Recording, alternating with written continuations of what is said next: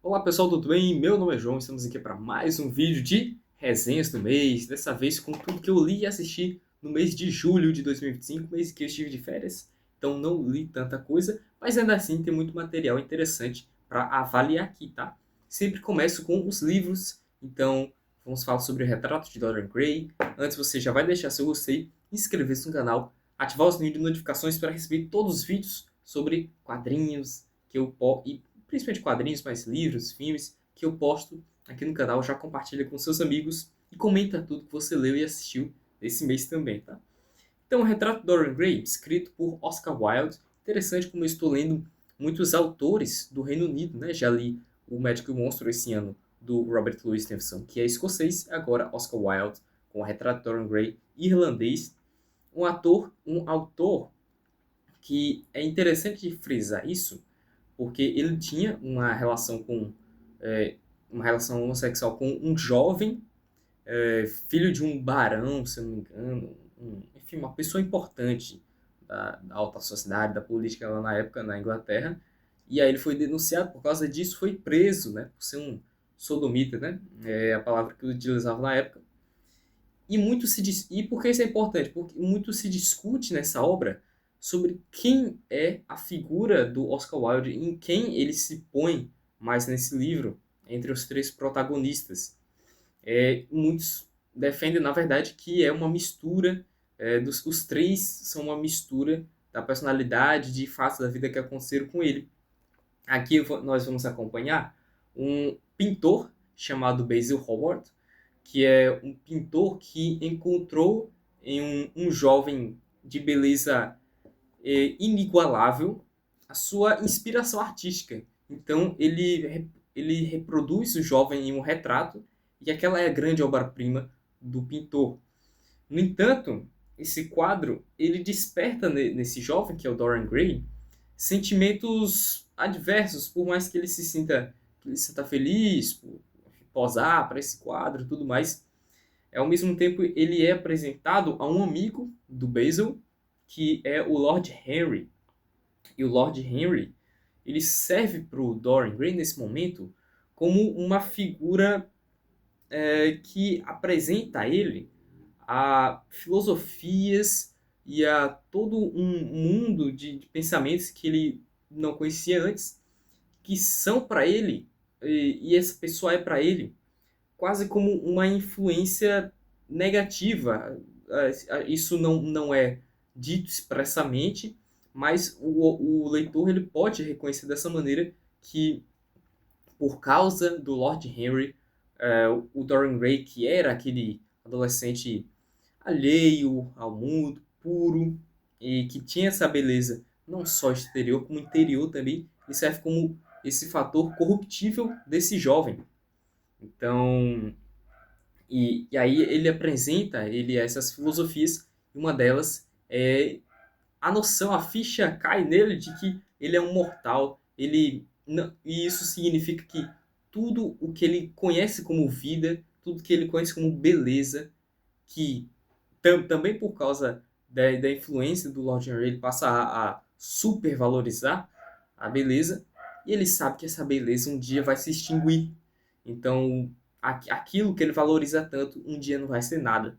E nisso, o Dorian Gray, ele deseja que aquele quadro envelheça no lugar dele. E nós vamos acompanhar ao longo do tempo que isso acontece. Isso acontece, mas não só isso. O quadro ele passa a absorver, vamos dizer assim, passa a ser uma ilustração dos pecados do Dorian Gray, passa a absorver, a desfigurar cada vez mais o seu próprio retrato, sua própria imagem, à medida que a alma, à medida que a personalidade, as ações do Dorian Gray são corrompidas, à medida que isso acontece. E é muito interessante, tá? É um livro muito interessante, um livro para ser lido e relido. Eu quero ler as outras versões desse livro também, desse romance, em algum outro momento da minha vida. Por enquanto eu gostei bastante, tá? Inclusive, tem uma introdução do próprio Oscar Wilde, que não tem um prefácio, né? Que tem a ver com, sim, com o romance, mas é um prefácio em que o Oscar Wilde apresenta a tese dele sobre o que é arte, o que é beleza e a importância ou inimportância disso tudo. Então, de forma muito singela, tá? Eu gostei bastante de ter lido o Retrato de Dorian Gray, por mais que, confesso, a primeira metade do livro ela é mais interessante do que a restante, tá? Porque, enfim, você tem uns acontecimentos, e depois tem um grande acontecimento, que não vou falar qual é, e você tem um grande time skip, podemos dizer, dessa palavra. Ocorre esse salto de 18 anos na história, e aí muito do que foi a corrupção do Dorian Gray, de como ele foi cada vez mais entrando em vícios, em outras filosofias que fizeram com que ele valorizasse muito seu ego, inflasse muito o materialismo. E isso fica meio que. A gente não vê isso, tá? A gente não vê isso, a gente só vê o que acontece um bom tempo depois, tá? E aí o próprio Dorian Gray já é uma pessoa totalmente diferente. E muitas vezes até tem passagens do livro que não são tão interessantes para a trama principal, tá? Eu creio, inclusive, que essas passagens elas foram adaptadas, foram modificadas na versão mais curta que o próprio Oscar Wilde publicou depois. E no mais é isso, tá? No mais é isso.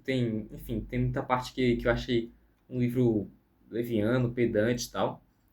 E não só pela linguagem, que é antiga e tal, não é tão antiga assim, do século XIX.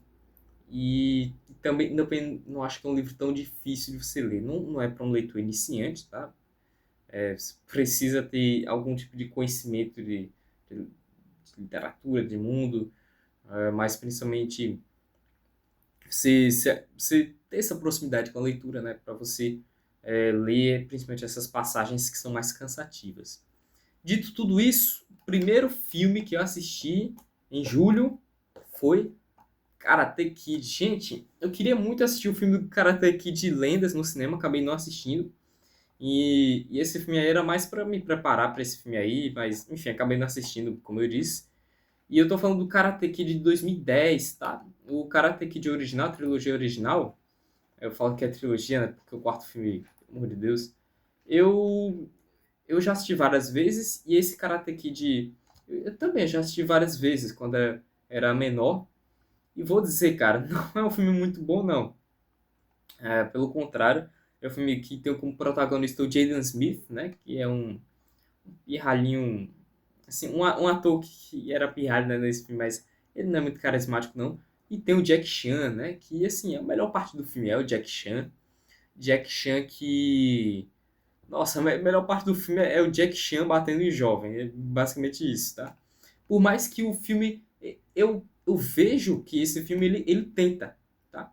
Ele tenta, inclusive, corrigir erros do Karate Kid anterior, mas comete alguns outros e é um filme meio água com sal, sabe? É um filme meio sem gracinha mesmo.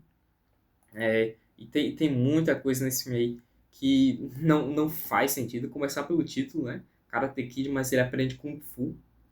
É, e, e é, pô, é um filme meio esquecível, cara. Eu assisti no começo do mês e assim, no dia que eu assisti eu tava pensando bastante na análise que eu ia fazer e agora eu esqueci um pouco da trama, mas uma trama meio ruim, sabe?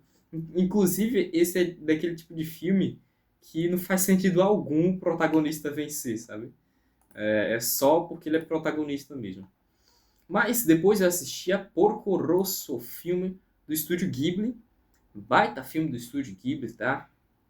Gostei bastante. Fala sobre um porco, sim. Na verdade, um homem que passou por um feitiço e ele foi transformado em porco. E nós não sabemos direito o que aconteceu. Nós não sabemos direito por que ele se tornou esse porco, como foi esse feitiço. E o filme se passa em meio à Itália da década de 30, né? No período do fascismo italiano. E tem todo esse contexto político em volta. E ele é um filme até mais que é um pouquinho mais pesado do que outros filmes do Estúdio Ghibli. Por mais que os filmes do Estúdio Ghibli, eles nenhum é infantilóide, pelo contrário, todos são filmes muito ricos, tá? Mesmo um ou outro que eu não goste tanto, mas Porco Rosso eu gostei bastante mesmo. Tem toda essa questão do lúdico, tem toda a questão, vários símbolos visuais que são recorrentes no Estúdio Ghibli, como a paixão pelos aviões, como essa questão dos feitiços, de algo meio sobrenatural, mas que está em meio ao mundano. Enfim, uma história de amor que não é aquele amor romântico, é um amor mais puro, assim. Nossa, eu gostei bastante. Eita, minha dicção foi longe. Gostei bastante de Porco Rosso, tá? Do Hayao Miyazaki. E vai ter mais Estúdio Ghibli ainda nesse vídeo. Por enquanto, Balada para Surf, gente, esse vídeo, o vídeo que eu fiz de Balada para Surf, da resenha, foi um vídeo que flopou um pouco, então assistam lá, minha gente, porque esse quadrinho ele é muito legal e eu acho que eu fiz uma boa resenha, tá? É um quadrinho português que eu comprei enquanto estava em Portugal. Já foi publicado aqui no Brasil uma vez, inclusive. Um quadrinho que fala muito sobre música, sobre paixão. Bem interessante, tá? Eu gostei bastante, então assistam lá o vídeo. E gostei bastante também. O Balada para Surf provavelmente vai entrar na minha lista de melhores do ano. E esse daqui com certeza vai entrar, que é Watchmen, tá? Finalmente li este clássico das histórias em quadrinhos, Watchmen. É bom demais. Eu fiz um vídeo de quase meia hora falando sobre esta obra aqui e por que eu achei ela tão boa. Passei todas as minhas impressões. Então assistam lá também, ok? Em seguida eu assisti a Mulher Maravilha, de 2017, dirigido, sim, por ele, né? Pelo Zeca Splinter. Não é dirigido pelo Zack Snyder, é pela Patty Jenkins, tá? É dirigido pela Patty Jenkins. E assim, até tem uns momentos bons de direção, mas a história do filme em si que é filmeco, gente. É um filmecozinho, tá? Você tem a origem da Mulher Maravilha e, assim, eu acho que a parte inicial do filme ele não é tanto um problema, é mais todo o resto. Eu vou começar a falar das coisas boas, tá? A Gal Gadot, como Mulher Maravilha, o visual é perfeito, tá? Perfeito, ela tem muito cara de Mulher Maravilha. A armadura dela, de fato, passa aquela sensação de que é algo amazona, de que é algo, sei lá, uma armadura tradicional. Ficou muito boa essa questão de design de produção. Não era como era antigamente, que era uma fantasia, sabe? Dito isso, a Gal Gadot não consegue entregar bem a Mulher Maravilha. Você tem o Chris Pine fazendo um par romântico da Mulher Maravilha também, que, assim, o Chris Pine é até um ator ok, mas o personagem dele é um dos piores desse filme. É, e aí o filme é em meio à Segunda Guerra Mundial, então você tem uns vilões que, poxa, assim, são do eixo e tal, né? Aí, pô, parece muitos vilões de 007 das antigas, sabe? Que tem um plano muito maléfico, aí começa a rir, assim, negócio bem vilãozão.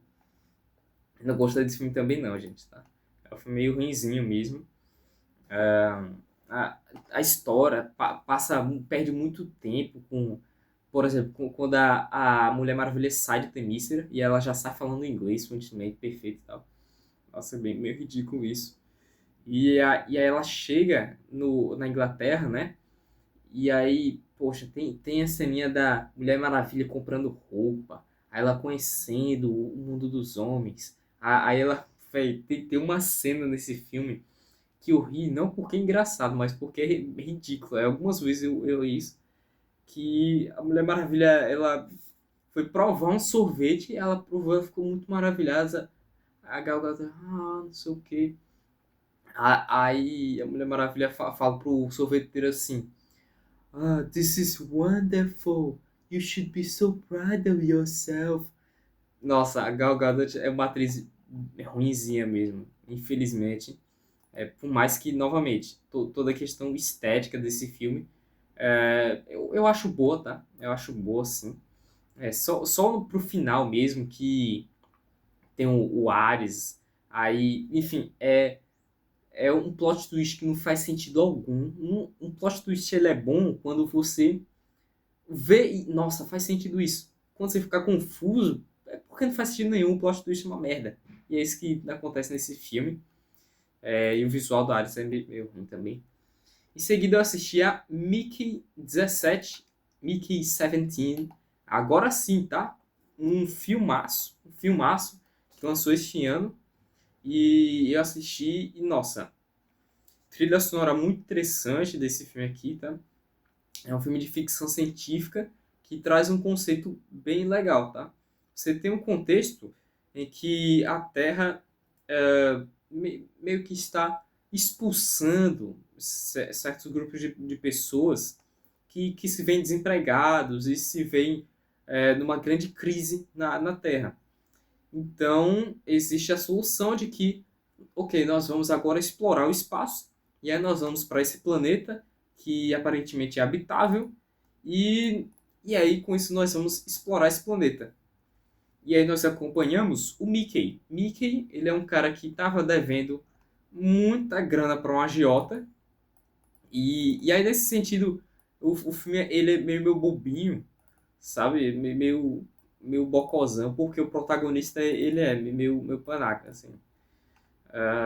Mas o Mickey, ele acaba assinando para ser um expendable, né? Que eu não sei como ficou a tradução, mas ele é uma pessoa que vai ser uma cobaia.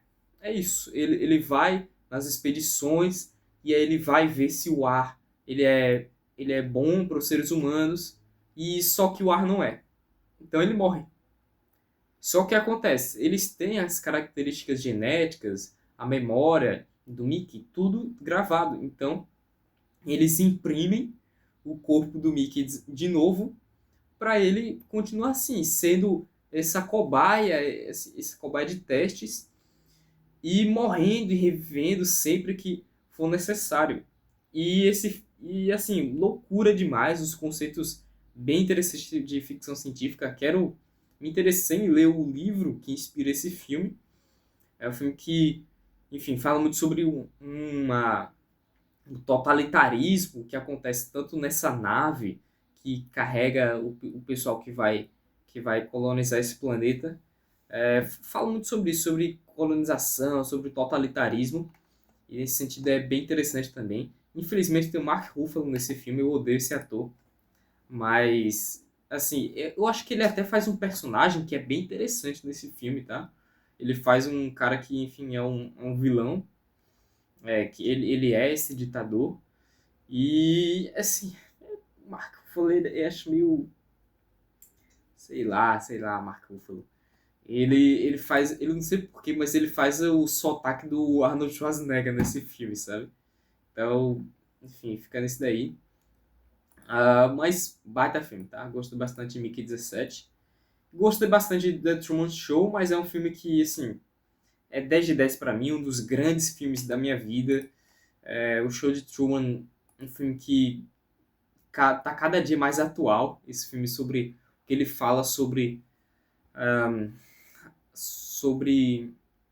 acompanhar a vida de uma outra pessoa, sobre olhar a vida de uma outra pessoa, sobre capitalizar em cima de coisas tão mundanas e mesmo assim fazer algo que acontece nesse filme, que é de um homem que desde que ele nasceu com o propósito de ter toda a sua vida gravada para o reality show.